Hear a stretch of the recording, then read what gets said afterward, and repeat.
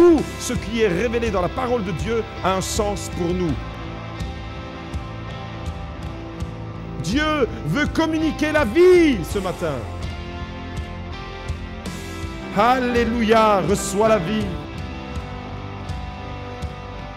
Dans le développement de la vie chrétienne normale, je pense qu'il arrive un moment dans notre développement, dans le processus de développement de notre foi, il arrive un moment où on ne peut plus se contenter de dire « je vais à l'église, je vais à une réunion, je vais recevoir, je vais être béni ». Je pense qu'il arrive un moment où on veut dépasser ce stade-là. Je pense qu'il arrive un moment où, dans le développement de la foi chrétienne, votre foi est appelée à se développer. Nous éprouvons naturellement le besoin de servir Dieu. Nous éprouvons naturellement le besoin d'être engagés pour Dieu. Nous éprouvons le besoin de recevoir une nouvelle impulsion. Combien de personnes au milieu de nous aimeraient recevoir une nouvelle impulsion pour servir Dieu plus puissamment, plus efficacement? Il arrive dans le processus de notre développement qu'on ressente ça. Seigneur, j'ai besoin de plus de toi. J'ai besoin d'une plus grande onction. J'ai besoin d'une plus grande efficacité. J'ai besoin surtout d'une plus grande communion avec toi. Et dans le développement de notre foi, il est normal qu'à un moment donné, on ne se contente plus de dire « je viens le dimanche matin, je m'assieds sur une chaise ou sur un banc dans une église et puis je m'arrête là, et puis c'est bon comme ça, et ma vie chrétienne se limite à ça ». Votre développement spirituel va vous amener à autre chose. Vous allez ressentir le besoin de rechercher à être connecté avec le surnaturel de Dieu. Est-ce que vous vous attendez encore au surnaturel de Dieu ? Le surnaturel de Dieu, c'est ce que Dieu veut manifester dans nos vies. Et je crois qu'il arrive alors dans le développement de notre vie spirituelle un moment où on arrête de dire constamment « Seigneur, bénis-moi, Seigneur, donne-moi, Seigneur, remplis-moi seulement moi ». Je pense qu'il y a un moment où on réalise dans notre maturité spirituelle que notre vie est un outil entre les mains afin que Dieu se glorifie. Il n'y a pas une situation dans notre vie qui échappe à cela. Toutes les circonstances, comme je le disais tout à l'heure pendant la louange, tous les moments que vous traversez, chaque situation que vous traversez est utile pour manifester la gloire de Dieu. C'est ça la finalité de notre vie. Et la semaine dernière, nous avons vu alors à travers ce texte que le Saint-Esprit, dans les Actes des Apôtres, c'est de la dynamite, mais en tant que chrétiens, nous alors, si le Saint-Esprit c'est la dynamite, nous sommes des détonateurs. Et on va encore réfléchir sur la thématique du détonateur. Je pense que dans le cœur de chacun ce matin, il y a le désir d'expérimenter des miracles avec Dieu. Je veux m'attendre encore au miraculeux parce que, voyez-vous, la Bible dit clairement que Dieu ne change pas. Dieu est le même hier, aujourd'hui, éternellement. C'est dit à propos de Jésus. Dieu est immuable, Dieu est éternel. Et si Dieu ne change pas, les principes qui gouvernent son royaume ne changent pas non plus. Les principes qui gouvernent le royaume de Dieu sont stables. Et ce que nous découvrons dans la parole de Dieu, la puissance qui se manifeste à travers les interventions du Saint-Esprit dans les Actes des Apôtres, je suis convaincu que cette même puissance est encore à l'œuvre aujourd'hui dans l'Église. Est-ce que vous le croyez cela? Pas une moindre puissance. La même puissance, le Saint-Esprit n'a jamais diminué en intensité. Jésus a promis aux disciples en leur disant « Vous recevrez une puissance, dunamis, le Saint-Esprit viendra sur vous et vous serez mes témoins en Jérusalem, en Judée, en Samarie, jusqu'aux extrémités de la terre. » Ça, c'est le programme que Jésus avait avec la première génération des chrétiens. Mais c'est encore son programme, son projet, son plan. Pour nous aujourd'hui, l'intensité de la puissance de Dieu n'a pas diminué, elle est la même. Et ce matin, alors, on va réfléchir. Parce que les chrétiens devraient dire « Seigneur, je veux favoriser ». Le chrétien que je suis devrait dire dans sa prière « Seigneur, je veux favoriser le miraculeux dans ma vie. » Parce que mon attitude... Ça, c'est important qu'on puisse le réaliser. Mon attitude sera déterminante avec la puissance de Dieu. Vous allez me dire comment ça? La puissance de Dieu ne dépend pas de moi. Mon attitude va, dans l'Église, déterminer si on va favoriser, provoquer le miracle de Dieu ou plutôt empêcher la puissance de Dieu de se manifester. Le détonateur, s'il ne fonctionne pas, la puissance de la dynamite ne pourra pas être à l'œuvre. Autrement dit, l'attitude que je vais développer en tant que chrétien sera soit un moment où je vais favoriser la puissance de Dieu à travers ma vie, soit un moment où je vais atténuer la puissance de Dieu. Et en Actes chapitre 3, on a ce récit qui est le tout premier récit des miracles que les apôtres vont vivre et expérimenter après la Pentecôte. Tout de suite après le chapitre 2, il y a le chapitre 3. Et au chapitre 2, il nous est dit que cette puissance leur a été communiquée. Et au chapitre 3, Pierre et Jean, deux apôtres de colonne, vont monter au temple. Et on va réfléchir alors ensemble ce matin à travers ces deux images de Pierre et de Jean, qui sont des modèles. Et on peut voir là, à travers Pierre et Jean, comme si c'était l'Église. Pierre et Jean vont avoir une attitude qui va provoquer le miracle.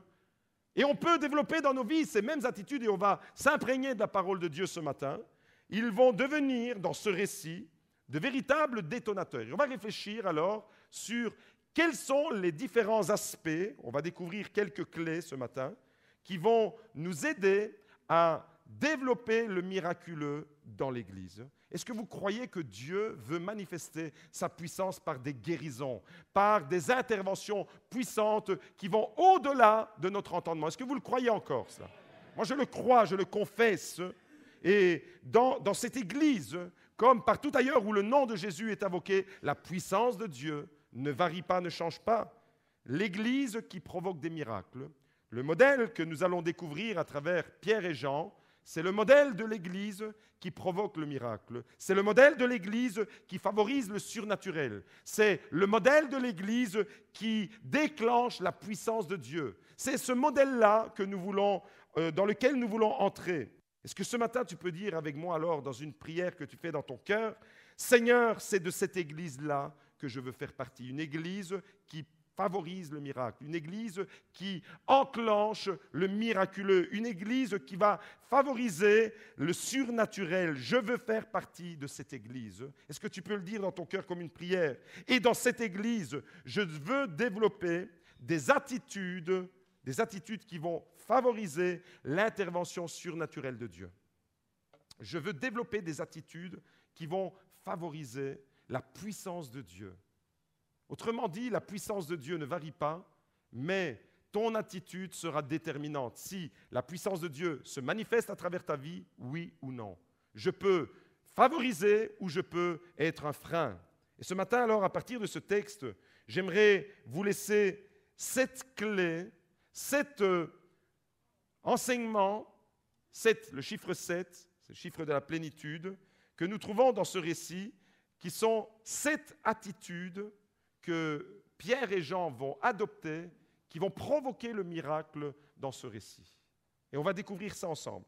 Et si, mon frère, ma sœur, tu veux développer cette dimension dans ton Église, dans ta vie personnelle, si tu veux déclencher le miracle de Dieu dans ta vie, dans ta famille, dans ta sphère privée, dans ta vie familiale, si tu veux déclencher le miracle de Dieu dans ta famille, dans ton Église, partout où tu es, alors il te faudra développer cette attitude. Des fois, on se pose la question, pourquoi ne voyons-nous pas certains miracles que nous voyons dans l'Église primitive? Nous ne voyons plus ces miracles-là. Et alors on en arrive parfois même, dans le pire des cas, à perdre la foi.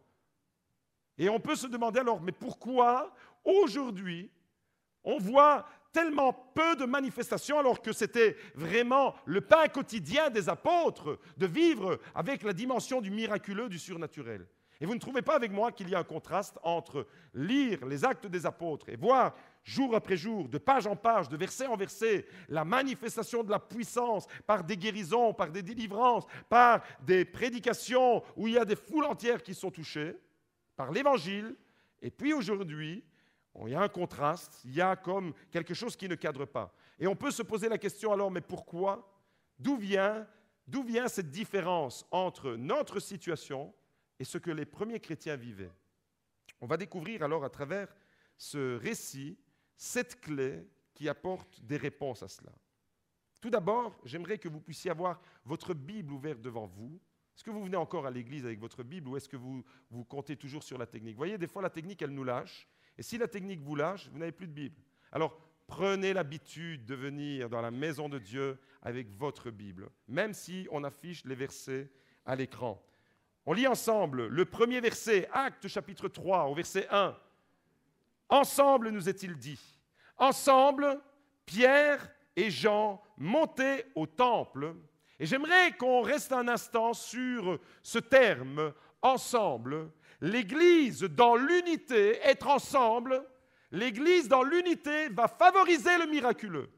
C'est parce que Pierre et Jean étaient ensemble dans l'unité que le miracle qui va suivre, un boiteux qui était mendiant, assis à l'extérieur de l'Église, il y en a beaucoup des mendiants et des boiteux spirituels aujourd'hui. C'est parce que Pierre et Jean étaient ensemble que ce miracle-là va avoir lieu. Pierre et Jean ensemble. Mes amis, quand les chrétiens, quand nous, en tant qu'enfants de Dieu, nous sommes ensemble, comme nous l'étions hier à Namur, ensemble dans l'unité, ensemble sans les divisions, ensemble pour manifester l'unité de Dieu à travers son corps qu'est l'Église. L'unité, mes amis, c'est quand les chrétiens sont ensemble, et nous l'avons entendu encore hier, ce message qui parlait à l'Église de Belgique. Dieu nous a envoyé son serviteur du Canada pour parler de l'unité de l'Église. Aujourd'hui, l'Église a besoin d'être unie. Aujourd'hui, l'Église a besoin, les chrétiens ensemble vont faire la différence. Pierre et Jean étaient ensemble. Ensemble, ça implique toute une série de choses. Ensemble, ça implique qu'on se soit accordé. Ensemble, ça implique qu'on fait plus que se tolérer. On s'aime. Vous voyez, on peut être assis à côté de quelqu'un dans l'église et avoir des pensées négatives à l'égard. Il peut y avoir une personne juste derrière toi, et quand tu penses à elle, elle te donne l'urticaire. Et quand tu penses à son chignon, sa toilette, son caractère, ensemble, l'Église fait la différence. Et l'unité, alors, dans ce texte, il est question d'unité. Ensemble, Pierre et Jean montent au temple. Ils vont dans un esprit d'unité. L'unité va amener le réveil. L'unité va amener dans l'Église le miracle. L'unité va amener et libérer l'onction de guérison. L'unité dans l'Église va provoquer toutes ces choses. L'unité amène la bénédiction. Beaucoup de chrétiens veulent être bénis. Si je pose la question ce matin, combien de personnes aimeraient être bénies? Eh bien, je pense que tout le monde lèvera sa main. On fait l'essai. Combien de personnes au milieu de nous voudraient être bénies ce matin? Tout le monde. On aime la bénédiction. Mais voyez-vous, la Bible dit que la bénédiction ne peut venir que s'il y a l'unité du corps qui se manifeste. Psaume 33, verset 1 nous dit « Ah, qu'il est doux pour des frères d'être ensemble ». C'est là que tu donnes la bénédiction. C'est là que Dieu donne sa bénédiction. Quand les disciples de Jésus sont ensemble, Dieu bénit. Dieu bénit l'unité. L'unité, vous avez compris, mes amis, dans ce texte, ça commence par l'unité. Avant d'aller plus loin, avant de découvrir la manifestation du miracle, il y a un postulat qui est posé. C'est le postulat de l'unité. Si nous ne vivons pas dans l'unité, n'espérons pas vivre ce que les chrétiens de la première génération ont vécu. L'unité est une condition sine qua non qui va provoquer le miracle. L'unité est indispensable. Si nous voulons impacter la société, le monde par l'Évangile, mes amis, permettez-moi de vous dire que l'unité n'est pas une option, mais l'unité est une nécessité dans l'Église. Et il y a peu de choses qui attristent mon cœur. Mais lorsque je vois des chrétiens divisés, lorsque je vois des églises divisées, c'est certainement une des choses qui attriste le plus mon cœur.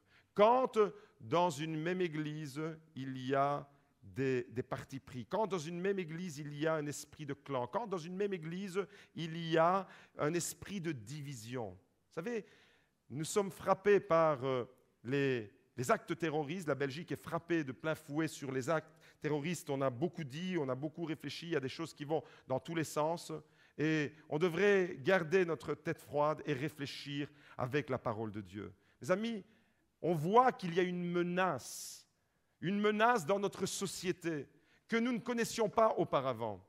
Et nous n'avons plus le luxe d'être encore divisés en tant qu'Église. C'est la raison pour laquelle, hier, il y a eu Namur 2016 aussi, parce que nous avons compris, en tant que leader, en tant que pasteur, en tant que responsable de différents mouvements chrétiens, nous avons compris la nécessité de nous unir au-delà de nos différences, et pas seulement nous tolérer, mais aimer et prendre plaisir à travailler ensemble. C'est seulement quand l'Église manifeste l'unité qu'elle peut espérer aller plus loin. Mes amis, une des choses qui attriste le plus mon cœur, c'est de voir les chrétiens divisés. Une des choses qui attriste le plus mon cœur, c'est d'entendre des murmures, entendre des médisances, entendre des choses qui ne glorifient pas Dieu. Alors, laisse-moi te poser une question. Comment est-ce que tu peux espérer la bénédiction si tu n'entretiens pas, si tu ne favorises pas un climat d'unité dans ton Église, au sein de ta famille? Comment est-ce que tu peux... Avec quelle audace peux-tu demander à Dieu de te bénir si ton attitude, lorsque tu parles d'un frère, lorsque tu parles d'une sœur, lorsque les églises parlent et se regardent en chien de faïence, comment est-ce qu'on peut prétendre la bénédiction de Dieu? Comment est-ce qu'on peut prétendre la manifestation de la puissance de Dieu quand nous ne vivons pas ce qui est élémentaire? Et ça commence par ensemble. Le récit du miracle dans Acte 3 commence par l'unité. L'Église qui vit l'unité sera l'Église qui va provoquer le miraculeux. Est-ce que vous le croyez cela? J'ai besoin de cela. L'unité vient de Dieu, la division vient de l'ennemi. Vous entendez? L'unité vient et favorise le miracle. La division rend nos vies stériles. Pourquoi, des fois, on ne voit pas des interventions puissantes et glorieuses dans nos vies? Parce que je n'alimente pas, parce que je n'ai pas l'attitude adéquate par rapport à la parole de Dieu.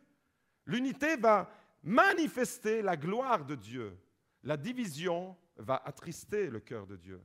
Mes amis, c'est fondamental ce que je dis, parce que c'est le thème sur lequel l'apôtre Paul a le plus parlé dans les épîtres. Si vous faites une étude pratiquement sur les épîtres de Paul, vous verrez qu'un des leitmotifs, un des thèmes qui traversent en filigrane toutes les épîtres, toutes les lettres qu'il adresse aux églises, c'est le thème de l'unité. On ne peut pas vivre l'Église avec un esprit de division. On ne peut pas vivre la bénédiction de Dieu quand on est dans un esprit de division. La première attitude, mon frère, ma sœur, tu veux voir le miraculeux dans ton Église? Tu veux devenir un détonateur pour le miraculeux dans ton Église? Allô? Est-ce que tu veux favoriser cette attitude? Est-ce que tu veux nourrir et cultiver le miraculeux, le surnaturel dans ton Église? La première condition, c'est de favoriser l'unité de ton Église, l'unité de ta famille, l'unité avec tes frères et sœurs. Sans l'unité, il y a des prières qui ne déplacent pas le plafond ici. Si je suis divisé, comment est-ce que je peux m'adresser à un Dieu qui a tout fait pour nous unir? Comment est-ce que je peux prétendre être exaucé dans mes prières si je m'adresse à Jésus qui a prié, qui a donné sa vie sur la croix et qui a prié en disant qu'il soit un comme toi et moi, nous sommes un? Comment est-ce que je peux attendre une réponse à ma prière? Les amis, des fois, on ne sait pas pourquoi Dieu ne répond pas, alors on se dit, l'ennemi s'acharne, le diable me met des bâtons dans les roues. Mais qu'est diable? C'est dans ton cœur que ça se passe. Si tu n'as pas une attitude qui va favoriser l'unité, tu ne déclencheras pas ce phénomène de la puissance de Dieu dans ta vie. La puissance de Dieu, elle ne change pas. Dieu ne change pas, il est le même hier, aujourd'hui, éternellement. En lui, il n'y a ni changement, ni ombre de variation. Mais alors, d'où vient le problème? Pourquoi il y a tellement peu de manifestations de la puissance de Dieu? Ce matin, la parole de Dieu nous parle encore d'unité. Dans ta vie, est-ce que tu es quelqu'un qui va favoriser l'unité ou est-ce que tu vas plutôt alimenter et nourrir des divisions? Je vous laisse à votre réflexion. La deuxième attitude qu'on trouve dans ce récit, c'est L'attitude qui va provoquer le miracle, c'est une église qui est en prière. Pierre et Jean sont le modèle de l'église et ils sont ensemble, mais ils vont dans un même lieu et ils vont pour la même cause. Pierre et Jean ensemble pour la prière. L'église en prière provoque le miracle. Regardez ce qu'il est écrit. Ensemble, Pierre et Jean montaient au temple à l'heure de la prière. Ils avaient un même but. Ils marchaient dans la même direction. Ils étaient unis pour le même objectif. Et je pense qu'aujourd'hui, il est important. Il est important que vous puissiez vous entourer de personnes qui vont avoir une influence positive sur vos vies. Je pense qu'il est important en tant que chrétien de réaliser que nous sommes des êtres d'influence. Je peux influencer quelqu'un et je peux être influencé par quelqu'un. C'est vrai, comme 1 et 1 font 2. Je peux influencer les autres et je dois alors choisir de m'entourer de personnes qui vont avoir une influence positive sur ma vie, des personnes qui vont me tirer vers le haut, des personnes qui vont me stimuler dans ma vie spirituelle. Pierre et Jean marchaient ensemble. L'un et l'autre se stimulaient. Quand tu es tout seul, des fois, il te manque des ressorts. Hier, lorsque nous sommes rentrés de Namur, j'avais promis à ma femme, après la journée merveilleuse qu'on avait passée, je lui avais promis une soirée merveilleuse. Je lui avais dit, ma chérie, après Namur 2016, je t'invite au restaurant pour ton anniversaire. Alors, elle était toute contente, elle a été fleurie, elle a reçu des bisous partout, et puis elle est même passée à la radio, vous voyez, pour son anniversaire, à Phare FM. Et j'avais fait cette promesse à Magda, je lui avais dit, écoute, après Namur 2016, on ira manger au restaurant ensemble pour ton anniversaire. Le problème, c'est que voilà comment j'ai choisi un restaurant un peu particulier et on va le voir maintenant. Ce restaurant, voilà, c'était avec une lumière tamisée, c'était sur la E42, c'était à hauteur de Spie, c'était avec des chasubles fluorescentes. Voyez la lumière tamisée, vous ne voyez pas, mais le restaurant qui était autour de nous, il était 4 étoiles. 5 étoiles. Et la promesse que j'ai faite à ma femme, je n'ai pas été en mesure de l'honorer. Parce qu'on est rentré avec la dépanneuse, il était pas loin de 11h30 quand nous sommes rentrés à la maison. Mes amis, Dieu n'est pas un homme pour promettre et ne pas maintenir sa promesse.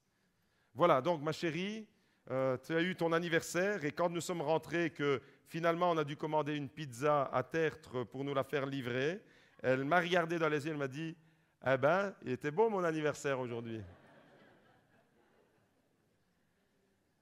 Mais Dieu, lui, quand il promet, il fait.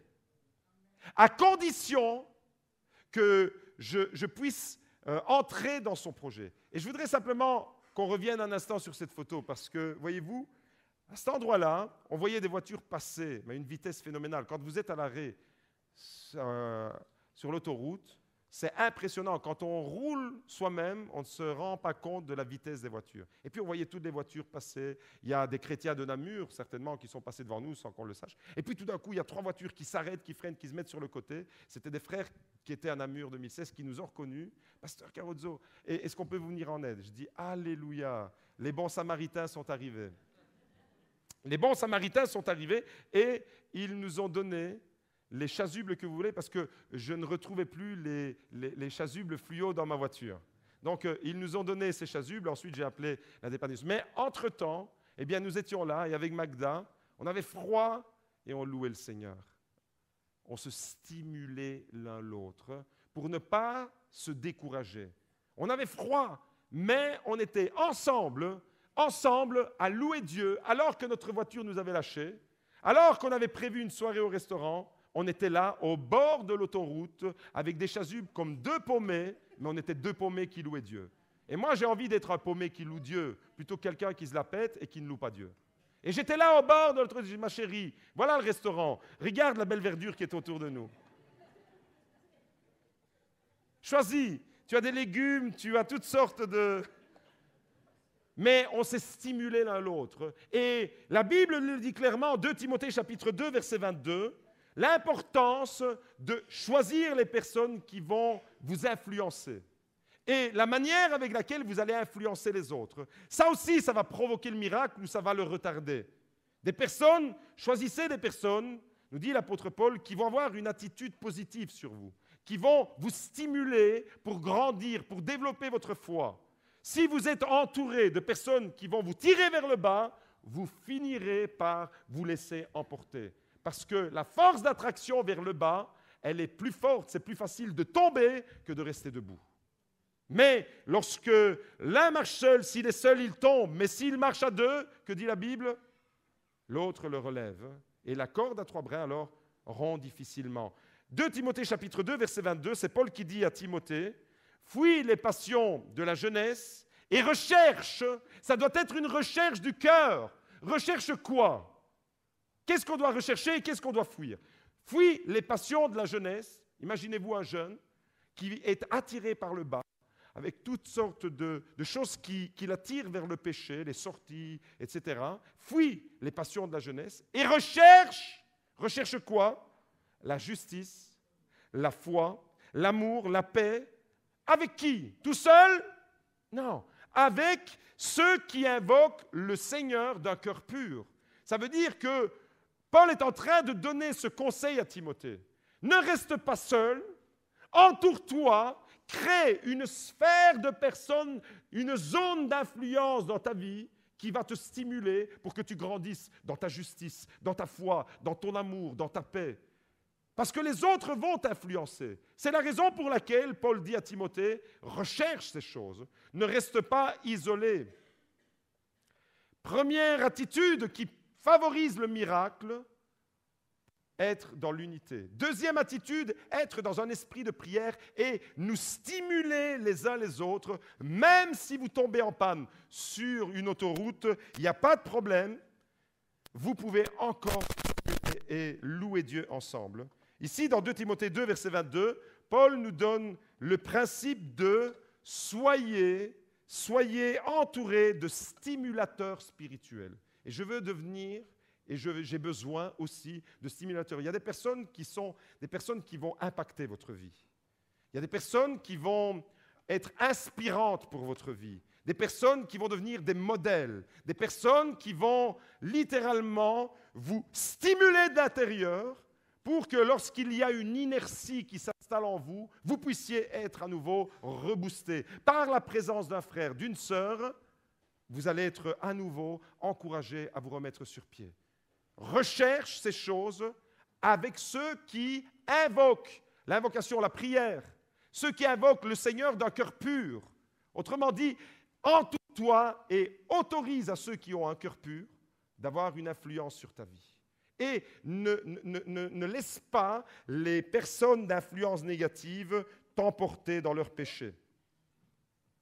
Deuxième attitude qui favorise le miracle, la prière. Une église qui prie, Pierre et Jean allaient au temple pour prier. Une église qui prie, c'est une église qui va déclencher le miraculeux. Troisième attitude que nous découvrons dans ce texte, Actes chapitre 3, qui va favoriser le miracle, c'est une église qui est sensible. Regardez Pierre et la sensibilité spirituelle de cet homme. Une église sensible et attentive aux besoins. Alors Pierre, il est en train de se diriger au temple de Jérusalem pour adorer Dieu, avec Jean. Mais là, son regard va être attiré par un nécessiteux. Son regard va être attiré par quelqu'un qui est dans le besoin. Pierre et Jean regardent dans la même direction. Ils regardent vers la prière, vers Dieu. Ils se dirigeaient pour aller adorer Dieu. Mais à un moment donné, leur regard, prenez avec moi le verset 4, voyant Pierre et Jean, celui qui était là au bord de la porte, qui allait y entrer, il leur demandait l'aumône. Pierre, de même que Jean, encore une fois, dans l'unité, fixa les yeux sur lui. Il fixe les yeux sur un besoin, sur un homme qui est dans le besoin. Et j'aimerais vous dire ce matin que les yeux de Pierre et de Jean regarder dans la même direction et que si nous regardons dans la même direction, nous verrons les mêmes besoins que Dieu place devant nous. Les yeux de Jean, les yeux de Pierre se dirigeaient vers celui que personne peut-être n'avait vu jusque-là, celui qui était ignoré, celui qui était méprisé, ce boiteux, ce mendiant qui était là tous les jours, à la même heure, et il faisait les mêmes gestes. Et il attendait simplement une petite pièce de monnaie. Pierre et Jean regardent avec un regard de compassion. Et l'Église qui pose un regard de compassion sur les besoins, sur la souffrance, sur la maladie, l'Église qui regarde en dehors du religieux, l'Église qui pose un regard, au verset 4, il fixa les regards sur lui. Pierre voit l'infirmité et il est interpellé par l'infirmité. Pierre voit un homme qui est en souffrance et il est interpellé par la souffrance de cet homme. Pierre voit un malade qui a besoin de l'intervention de Dieu. Et lorsque nos yeux, alors, mes amis, se laissent attirer par les besoins, c'est à ce moment-là qu'on déclenche une attitude favorable pour le miraculeux dans l'Église. Une Église qui voit les besoins, une Église qui voit la détresse. Permettez-moi de vous dire, quand l'Église est préoccupée par toutes sortes de choses, mais quand l'Église n'est plus préoccupée par la détresse des gens, eh bien cette Église est incapable de provoquer le miracle de Dieu. Quand l'Église ne voit plus les besoins, quand l'Église est seulement dans la réalisation de certaines choses, mais ne voit pas les besoins qui sont criants autour de nous, comment est-ce que cette Église peut-elle être un élément déclencheur dans le miraculeux de Dieu? Comment cette Église peut-elle être détonateur, détonatrice de la puissance de Dieu? Seulement si je prends conscience. Ici, dans cette Église, nous voulons nous sentir concernés par les besoins de ceux qui souffrent. C'est la raison pour laquelle il y a Bethesda tous les vendredis. C'est la raison pour laquelle, tous les vendredis, des frères et des sœurs volontaires, bénévoles, passent des heures interminables. On ne pourrait même plus compter les heures que nos bien-aimés passent dans cette église parce qu'il y a des gens qui sont dans le besoin. C'est ça une église qui va déclencher le miracle. C'est ça une église qui va avoir une attitude. Chaque semaine, avec répétition, avec une constance, avec fidélité, des centaines de kilos de marchandises sont distribués dans notre église à des personnes qui viennent de l'extérieur. Une église, mes amis, qui voit le besoin, une église qui regarde comme Pierre et Jean ont regardé ce boiteux, une église qui regarde avec un regard de compassion va provoquer le miraculeux. Tous ces éléments ne sont pas à prendre isolés les uns des autres. Tous ces éléments doivent constituer un puzzle, parce que le miraculeux de Dieu, c'est toutes ces choses.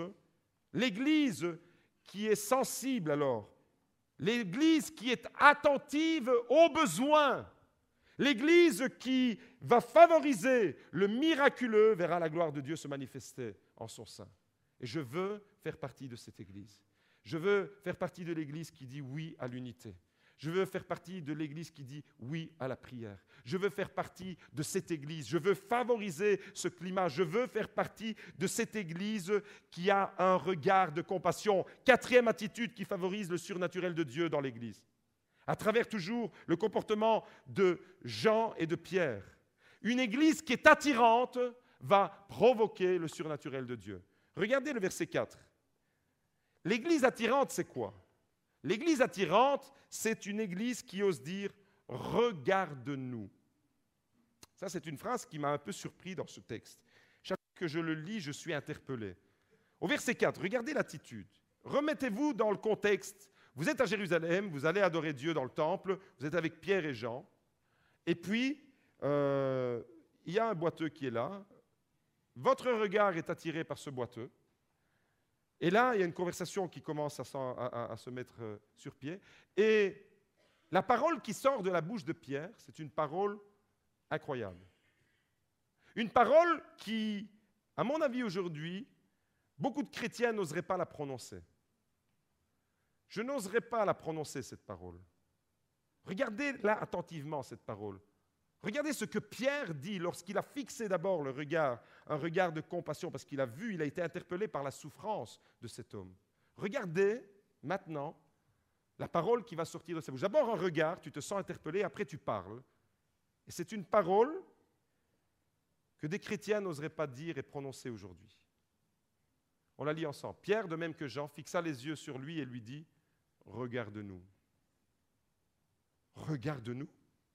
Une église qui dit, « Regarde-nous. » Mais on nous a tellement bassiné les oreilles que quand on dit « Regarde-nous », c'est de l'orgueil, que nous sommes trop spirituels pour prononcer une telle parole.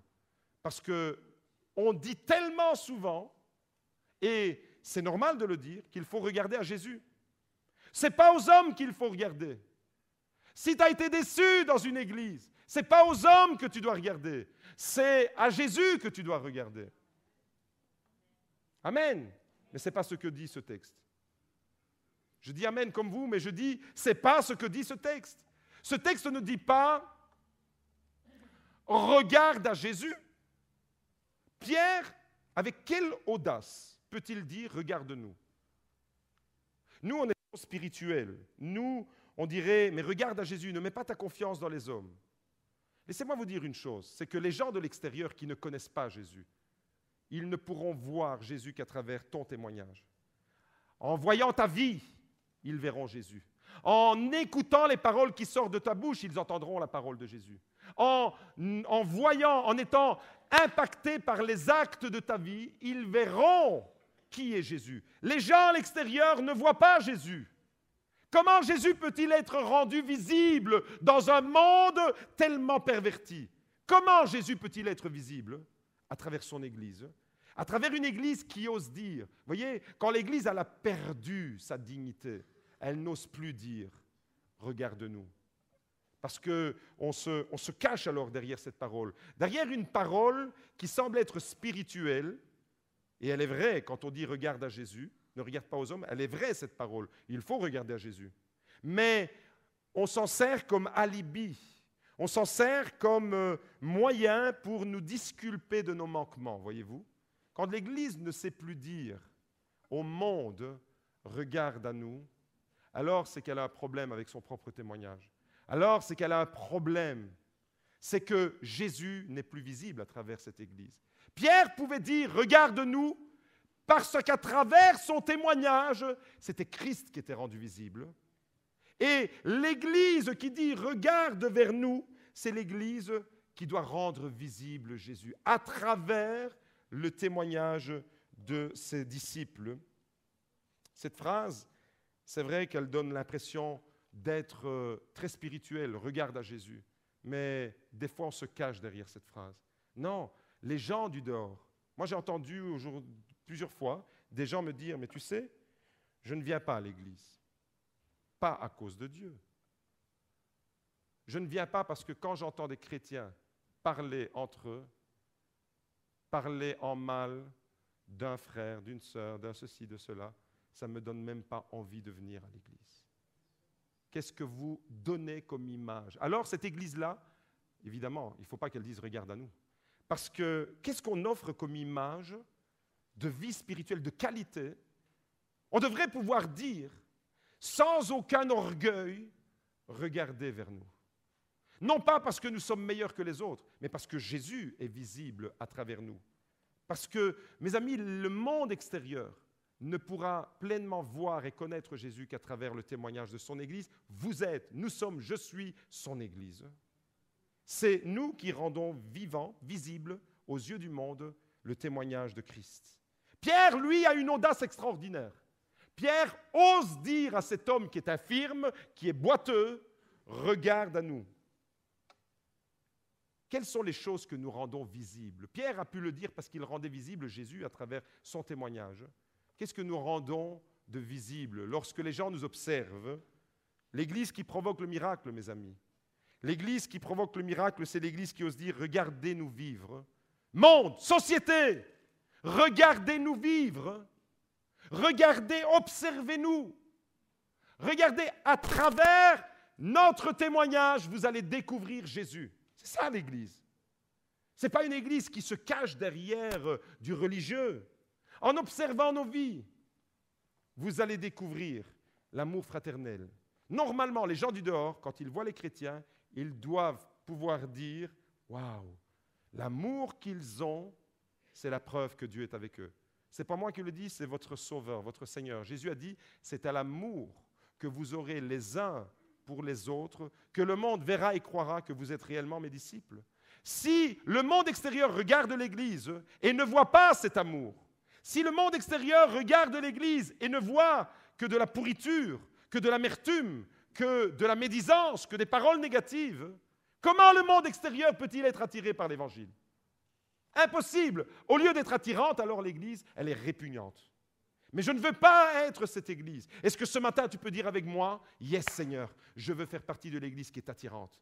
Je veux voir, je veux qu'on puisse voir à travers mon témoignage, à travers tout ce qui sort de ma bouche, à travers mon regard, à travers mon attitude, à travers mes gestes, je veux que tu puisses être visible à travers mon témoignage. » Mes amis, l'Église ne doit pas rester dans la sphère du religieux. L'Église doit sortir de tous ces schémas. L'Église doit représenter, c'est sa seule mission sur terre. L'Église doit représenter et rendre visible Jésus, le Fils de Dieu, au milieu des hommes. Est-ce qu'on peut l'acclamer? Jésus, le Roi des rois. Dis à ton voisin alors, dis-lui ce matin, je veux rendre mon Église belle et attirante par mon témoignage.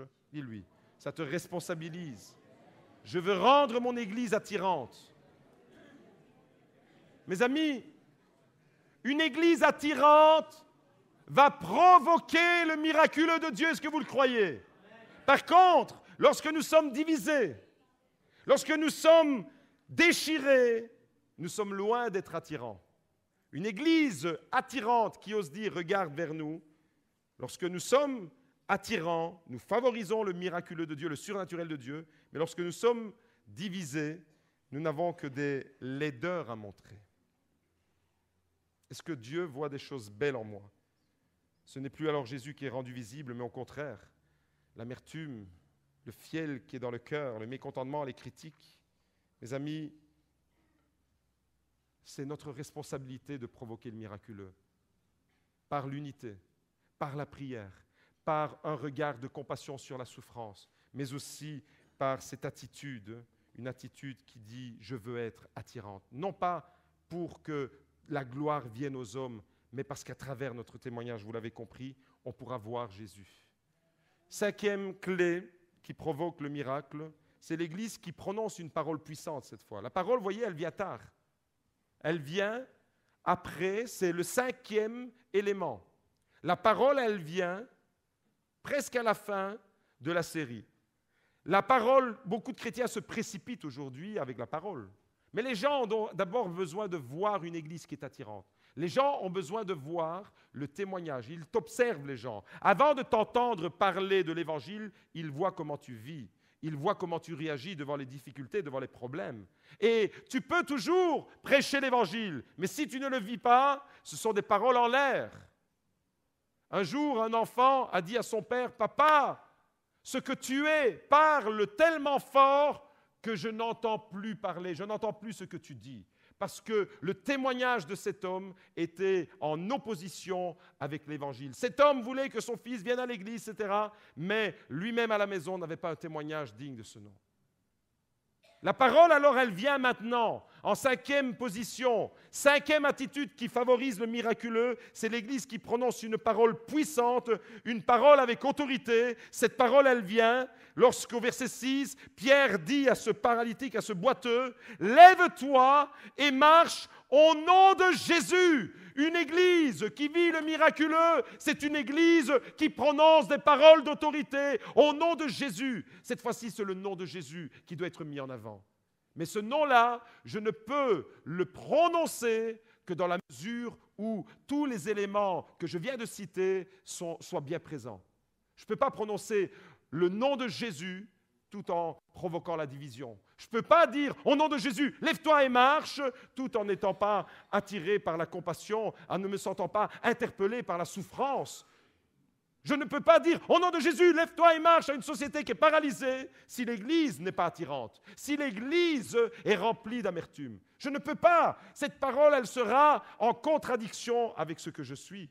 Mais quand tous ces éléments sont là, alors l'Église qui prononce cette parole Et je parle bien d'une église et pas d'un serviteur, parce que c'est la responsabilité de tous. Alors cette église, elle prononce une parole de puissance extraordinaire. Là où est ton cœur sera, là aussi sera ton trésor. Un jour, saint Thomas d'Aquin est allé visiter le pape. Et le pape lui a fait admirer toutes les richesses de l'église. Et le pape lui a dit, tu vois Thomas, aujourd'hui, l'église ne peut plus dire « je n'ai ni or ni argent ». Regardez ce que, ici dans les Actes, il est écrit. Dans les Actes, il est écrit clairement que Pierre a dit à ce boiteux « je n'ai ni or ni argent, mais ce que j'ai, je te le donne au nom de Jésus, lève-toi et marche ».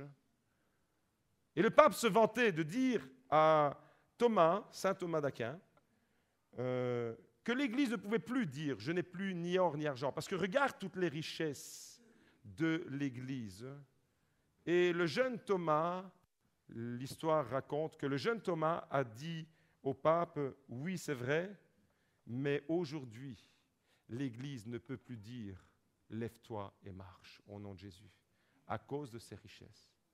Vous voyez mes amis, quand on investit mais pas au bon endroit, l'Église qui va favoriser le miraculeux, c'est l'Église qui va prononcer une parole puissante au nom de Jésus. Une parole d'autorité, une parole de vérité. Non pas une parole qui nous caresse dans le sens du poil, une parole qui des fois dérange, mais une parole qui est revêtue de la puissance de Dieu. Une parole qui ne peut pas te dire « c'est rien, tu marches vers le péché, tu marches, tu vas vers le ravin, mais vas-y, continue ». Non, l'Église ne peut pas cautionner ça, mais l'Église doit favoriser le miracle en prononçant une parole d'autorité. Sixièmement, et on s'approche de la fin, l'Église qui provoque le miracle, c'est l'Église qui tend la main. Qui tend la main concrètement. Regardez la suite du récit. Jusque-là, tous les éléments que nous avons vus ensemble servaient à préparer le miracle. Le miracle n'est pas encore annoncé. L'Église dans l'unité, c'est parce que Pierre et Jean étaient ensemble. En prière, parce qu'ils allaient en prière. L'Église qui est attirée par un regard de compassion. L'Église qui prononce une parole de puissance. L'Église qui est attirante et qui ose dire « regarde à nous ». Tout ça, c'est les préliminaires du miracle. Et même, c'est étonnant, même quand Pierre dit « au nom de Jésus, lève-toi et marche », le miracle n'a pas encore lieu. Regardez attentivement ce texte. Le miracle, c'est-à-dire le moment où ce boiteux va marcher, c'est au moment où Pierre le saisit par la main. Et alors la Bible nous dit, d'un bond, il se leva, il marcha, il sautait et il louait Dieu. À quel moment le miracle a lieu? Au moment où Pierre tend la main. Mon frère, ma sœur, l'Église qui tend la main concrètement cette fois, l'Église qui tend la main sera une Église qui favorisera le miraculeux en son sein. Une Église qui parle et qui agit. Non pas une Église qui a un discours et des actes qui vont à l'opposé du discours, mais une Église cohérente pour favoriser le miracle de Dieu, pour que je sois un élément déclencheur du miracle, un véritable détonateur du miracle. Je dois être cohérent. Et alors, on arrive tout simplement vers la fin. Et ce matin, j'aimerais dire, avant de terminer, que c'est ce que Pierre a fait. Lui a saisi la main, ce boiteux. Et le miracle s'est produit à ce moment-là. Ce matin, nous voulons dire, Seigneur, je veux. Est-ce que tu peux le dire avec moi? Nous voulons ensemble être une église qui tend la main, une église qui aide au relèvement. Regardez le récit, au verset 7. Le saisissant par la main droite, il le fit lever, et à l'instant, ses pieds et ses chevilles devinrent fermes. D'un bond, il fut debout.